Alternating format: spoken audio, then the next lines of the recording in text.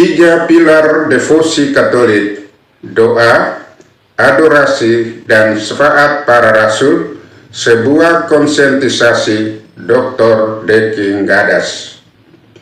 Pernyataan terbuka melalui video beberapa hari yang lalu dari Dr. Deking Gadas yang menunjukkan ketidakpahamannya tentang perbedaan antara doa, devosi, dan penyembahan atau latria dalam gereja Katolik bukanlah sebuah kelemahan, melainkan peluang reflektif yang paling penting bagi umat Katolik. Ketika seorang yang bergelar doktor, katanya cerdas, dengan ketulusan dan kerenan hati, kendati diselingi dengan tertawa sinis, mengungkapkan kebingungannya terhadap praktik-praktik iman Katolik, maka kita diajak untuk menyadari pentingnya kejelasan teologis dan kedalaman spiritual dalam kehidupan gereja.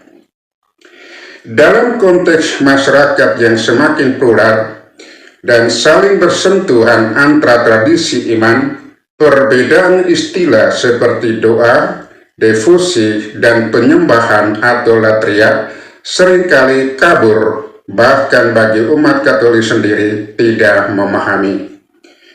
Banyak yang beranggapan bahwa istilah-istilah itu dapat dipertukarkan begitu saja, padahal masing-masing memiliki dimensi makna, tujuan, dan arah yang khas, baik dalam liturgi maupun dalam kehidupan rohani pribadi. Deskripsi ini saya suguhkan sebagai upaya menjernihkan pemahaman teologis, tidak hanya untuk menanggapi keraguan atau keingintahuan akademis, tetapi juga untuk menuntun umat beriman masuk lebih dalam hidup spiritual Katolik. Dengan menggali warisan iman gereja melalui kitab suci, tradisi suci, dan pengajaran resmi magisterium, diharapkan umat Kristiani dapat melihat keselarasan yang indah antara doa pribadi, devosi kepada para kudus, dan adorasi kepada Allah Tritunggal sebagai wujud hidup rohani yang utuh dan seimbang. Semoga penjelasan yang tersaji dalam video ini tidak hanya menjadi jawaban atas pertanyaan atau pernyataan ketidakpahaman dari Dr. Deking Gadas, tetapi juga menjadi bahan renungan yang menyegarkan iman, memperluas wawasan, dan memperdalam relasi setiap insan dengan Allah yang hidup. Dalam tradisi spiritual gereja Katolik, devosi tidak sekedar ekspresi emosional atau kebiasaan pribadi, tetapi merupakan praktik iman yang berakar dalam ajaran teologis dan hidup gereja. Di antara berbagai bentuk devosi, terdapat tiga pilar utama yang menopang kehidupan rohani umat Katolik, yaitu doa, adorasi, dan syafaat para kudus. Ketiga unsur ini tidak berdiri sendiri, melainkan saling melengkapi dalam memperdalam relasi umat beriman dengan Allah Tritunggal. Yang pertama, doa, artinya dialog personal dengan Allah. Doa adalah pengangkatan jiwa kepada Allah. Baca Katekismus Gereja Katolik nomor 2559 dan merupakan bentuk dasar dari setiap devosi Kristen. Dalam doa, manusia membuka hati, mengucapkan syukur, permohonan, dan pujian kepada Sang Pencipta. Doa juga mencerminkan kerinduan terdalam manusia akan Allah, seperti dikatakan oleh Santo Agustinus. Hati kami gelisah, sebelum beristirahat dalam Engkau ya Allah. Gereja mengajarkan berbagai bentuk doa, yaitu doa permohonan, doa syafaat, syukur, pujian, dan kontemplasi.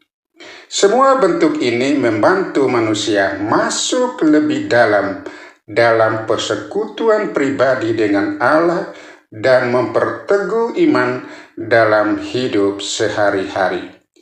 Yang kedua, adorasi adalah penyembahan yang murni kepada Allah yang lazim disebut latria.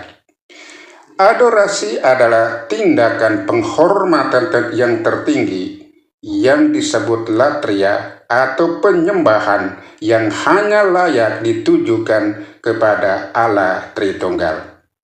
Berbeda dengan bentuk doa lainnya, adorasi tidak berfokus pada permohonan, tetapi pada pengakuan mutlak akan keagungan, kekudusan, dan kehadiran Allah. Dalam liturgi, adorasi terwujud secara mendalam dalam perayaan Ekaristi, terutama saat konsekrasi dan adorasi sakramen Maha Kudus. Adorasi mengajak umat untuk diam di hadapan misteri ilahi, membuka diri terhadap transformasi batin, dan menyadari kehadiran Allah yang nyata di tengah hidup.